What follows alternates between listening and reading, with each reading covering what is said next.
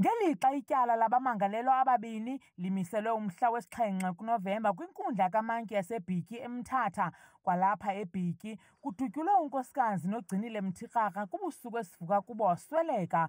Unyana wakhe wamagqibelo uthi uve ngabantwana besikolo abagxamesa apha komkhulu nabalala nomama wakhe ukuba bebebabini abenzi bobubi yaye bebezigqume ubuso ngethuba bembonzeleka bebuza uphiko lomzi lowo ongunyana kamfi.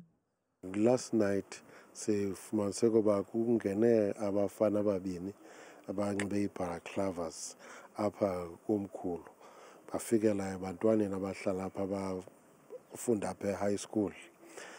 Then kwakho ingxwabangxwaba.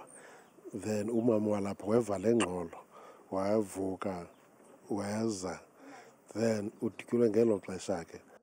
Ukanti uphiko lomzi uvuswe lilizwi likamama wakhe ngethuba ebuza izikrelemnqa imvelaphi yazo.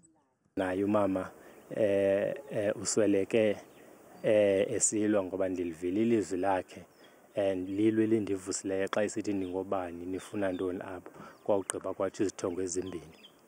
Kude kufuphi nakomkhulu, udade bomfundisi Sizwe Nyembenya ona-80 ezelwe nobefudulwe ngumongikazi ugwintwe kwangobusuku esiphuma kubo, ngelixa abantwana besikolo samabanga aphakamileyo iJongintaba abahlanu baye badlwengulwa bathathelwa noonomyayi babo ngamadoda amabini abangawaziyo ngobusuku obunye ngamaxesha angashiyani kuyaphi.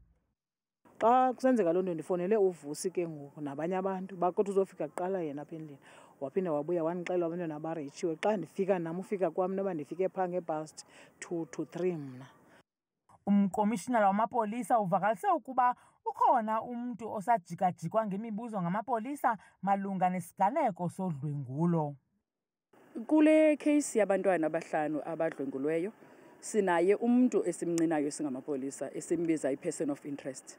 Sisajonga uba ngabana singamdibanisa njani na ngokophicotho lwethu lwe-crime scene ukuba ngabana ngenene nyhani nguye lona.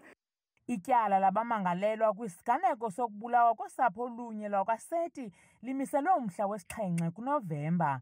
Kwiindaba zethu kuChannel 163 oziphathelwa Newsroom Africa, ndinguNtsiki Noyiya Emqhekezweni eMthatha.